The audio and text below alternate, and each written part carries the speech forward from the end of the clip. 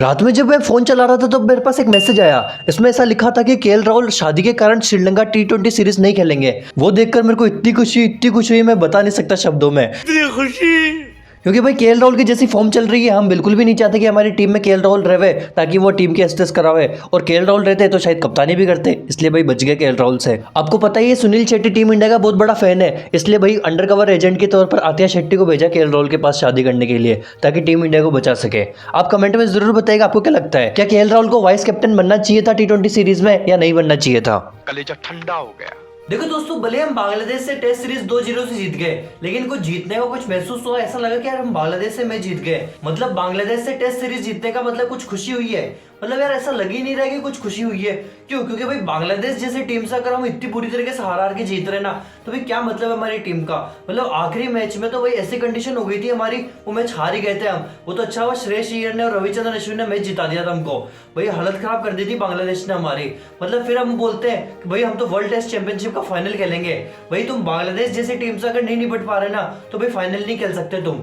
चलो हम ये बोल सकते हैं कि राहुल द्रविड़ सर की मतलब कोचिंग बहुत शानदार होती है, क्योंकि राहुल द्रविड़ सर मतलब शानदार कोचिंग करवाते हैं। लेकिन यार राहुल द्रविड़ सर ऐसा तो नहीं करवावे ना कि जैसी वो बैटिंग करते थे वैसी टीम इंडिया की बैटिंग करवा रहे हैं। मतलब राहुल द्रविड़ सर आराम से बैटिंग कर सकते थे 400 बॉलों में 100 रन, लेकिन यार हमको ऐसी बैटिंग देखने में बिल्कुल भी मजा नहीं आता है। हाँ वो अलग बात है जहाँ पे मतलब क्रिटिकल कंडीशन हो टीम इंडिया की, मतलब वो कंडीशन हो कि भाई यहाँ से मैच हारने वाली है, चलो ठीक है वो कंडीशन में तो ऐसी बैटिंग चलती है। लेकिन वहां पे तो हर कोई प्लेयर ऐसी बैटिंग कर रहा है। विराट कोहली 30 बॉलों में 1 रन बनाता है, केएल राहुल तो 30 बॉलों में वो तो रन ही नहीं बनाता है। फिर ऐसी बैटिंग करोगे तो भाई कहाँ आएगा मैच देखने का मजा। और भाई मैच देखने का तो छोड़ो, ऐसी बैटिंग कर रहे थे और मैच अलग हार रहे थे। मतलब यार वो 4th इनिंग में तो ऐसी कंडीशन हो गई थी टीम इंडिया की, भाई वो मैच बिल्कुल हारी गई थी। वो तो भाई लास्ट में आके अश्विन ने मैच जिता दिया, नहीं तो भाई वहां पे हमारी नैया पार हो जाती उस टाइम पे। शर्म करो, भगवान से डरो। जब टीम इंडिया की बैटिंग हम देख रहे थे ना, मतलब इतना मूड खराब हो रहा था हमारा जिसकी हद नहीं है। क्या यार मतलब इतनी खराब परफॉर्मेंस कोई करता है क्या बैटिंग में। मतलब यार 145 रन चेस नहीं हो रहे थे, और मतलब इंटेंट ऐसा था कि भाई 50 ओवर में चेस करने हैं। मेरा दिमाग खराब हो रहा था देख देख के यार कि क्या कर रहे हैं, ऐसी बैटिंग देख के क्या करोगे तुम। मतलब वर्ल्ड टेस्ट चैंपियनशिप का फाइनल खेलोगे क्या ऐसे। भाई वो ऑस्ट्रेलिया को देखो, वो साउथ अफ्रीका को, क्या ही खतरनाक बॉलिंग लाइनअप है उनकी, और उनका इंटेंट देखो, इंग्लैंड का इंटेंट देखो, और हमारा यहाँ पे इंटेंट देखो। भाई मैच देखने की इच्छा नहीं होती ऐसे इंटेंट से खेलते तो। मतलब भाई टीम इंडिया में सिर्फ एक ही बंदे की बैटिंग देखने में मजा आता है, वो है ऋषभ पंत। मतलब ऐसा है कि पूरी की पूरी टीम इंडिया में सिर्फ जब तक ऋषभ पंत बैटिंग कर रहा है ना, तब तक टीवी ऑन रहती है, और जैसे ऋषभ पंत आउट हो जाता है टीवी ऑफ हो जाती है। क्यों? क्योंकि भाई उससे पहले तो भाई ये मतलब टुक टुक खेलते हैं, उसके बाद में भी टुक टुक ही खेलते हैं। सिर्फ एक इकलौता ऋषभ पंत ही है जो भी ऐसे बैटिंग करता है कि भाई जैसे देखने का मजा आता है। बाकी सब तो भाई बिल्कुल ही नैया पार करवा देते हैं टीम इंडिया की। मेरे को एक बात समझ में नहीं आती है, अगर इनको खेलना आता है इतनी अच्छे तरीके से तो खेलते क्यों नहीं है भाई।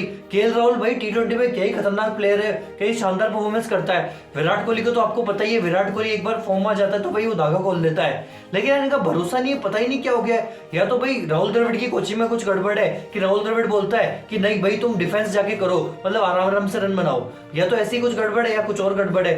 मेरे को एक बात समझ में नहीं आ रही यार, मतलब ऐसा चल क्या रहा है कुछ समझ में नहीं आ रहा। जहां पे शुभमन गिल पिछले साल तक तो भाई क्या ही शानदार स्ट्राइक रेट से रन बना रहा था, और अभी शुभमन गिल भी पता ही नहीं 50 बॉलों में 2 रन बना रहा है। भाई मेरा अब समझ में नहीं आ रहा टीम इंडिया का क्या कंडीशन हो गई है, कुछ भी पल्ले नहीं पड़ रहा है। ये सब क्या देखना पड़ रहा है। देखो यार मेन गुस्सा इसलिए नहीं आ रहा कि भाई हमारी टीम ने टेस्ट मैच में खराब प्रदर्शन किया है, मतलब हमारी बैटिंग ने बिल्कुल भी खराब प्रदर्शन किया है। हम इसलिए गुस्सा नहीं हो रहे, हम इसलिए गुस्सा हो रहे कि भाई टी20 वर्ल्ड कप में जैसा इंटेंट था ना हमारा, वैसा का वैसा चल रहा है अभी तक। मतलब टी20 वर्ल्ड कप के सेमीफाइनल में भाई इतना खराब इंटेंट से बैटिंग कर रहे थे हम जिसकी हद नहीं है। और उस टाइम पे हमने सबने बोला था कि यार ऐसे इंटेंट से बैटिंग करोगे ना तो तुम पक्का मैच हारोगे। लेकिन फिर भी टीम इंडिया मतलब लगातार वैसे इंटेंट से मैच खेल रही है। जाते हैं इस उम्मीद पे आज जीतेंगे। वर्ल्ड कप सेमीफाइनल के बाद में वो न्यूजीलैंड के खिलाफ वैसी बैटिंग करी थी, उसके बाद में वनडे में बांग्लादेश के खिलाफ वैसी बैटिंग करी थी।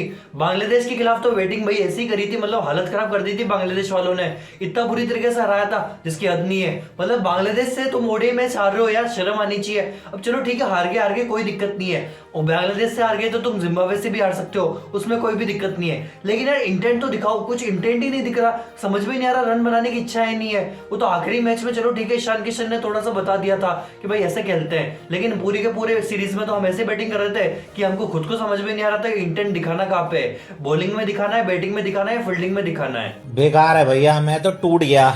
और वैसा ही कुछ हो गया भाई टेस्ट सीरीज में भी। अब टेस्ट सीरीज में भी हमारी ऐसी कंडीशन हो गई थी कि भाई समझ में ही नहीं आ रहा क्या चल रहा है यहाँ पे।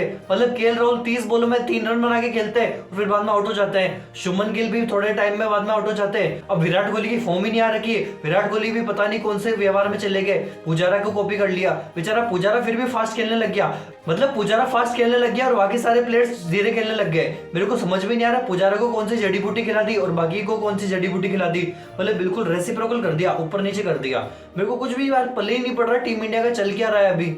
मेरे पास कोई अल्फाज नहीं है। और भाई इस टेस्ट सीरीज में तो मेरे को एक बात समझ में नहीं आई कि भाई मतलब कुलदीप यादव को तुमने दूसरे टेस्ट मैच में बिठाया क्यों था। दूसरे टेस्ट मैच में बांग्लादेश वालों ने भाई बिल्कुल स्पिनर्स से धागा खोल रखा था हमारा। 7 विकेट ले लिए थे स्पिनर्स ने, लेकिन फिर भी हमको तो खिलाना ही नहीं था स्पिनर्स को। और जब बांग्लादेश बैटिंग कर रही थी तब हम सिर्फ 2 स्पिनर्स से खेल रहे थे, एक अश्विन और एक अक्षर। और मतलब केएल राहुल भी लगातार अश्विन और अक्षर को बॉलिंग दे रहा था, उसके अलावा बॉलिंग ही नहीं दे रहा था, क्योंकि उसको भी लग गया था कि भाई यहाँ पे स्पिनर से काम आएंगे। लेकिन फिर भी कुलदीप यादव को क्यों नहीं खिलाया उसको खुद को समझ में नहीं आया। फिर बाद में मैच खत्म होने के बाद में जब केएल राहुल से पूछा गया कि भाई आपको मतलब कुलदीप यादव को क्यों नहीं खिलाया, आपको मतलब कुछ लगा कि कुलदीप यादव को नहीं खिलाना चाहिए था या खिलाना चाहिए था, तो भाई केएल राहुल ये बोलते हैं कि भाई मेरे को मेरा डिसीजन सही था कि भाई कुलदीप यादव को नहीं खिलाने का। उनादकट को खिलाया तो उनादकट ने भाई विकेट ले लिए, इसलिए हमारी बैटिंग मतलब टीम जीत गई। मेरे को एक बात समझ में नहीं आई, अगर आखिरी इनिंग में 145 रन बनाने थे ना, अगर कुलदीप यादव होता ना तो भाई हम वो मतलब 100 रन का टारगेट ही चेस कर रहे होते। लेकिन भाई केएल राहुल मतलब राहुल द्रविड़ को समझ में ही नहीं आ रहा क्या चल क्या रहा है यहाँ पे।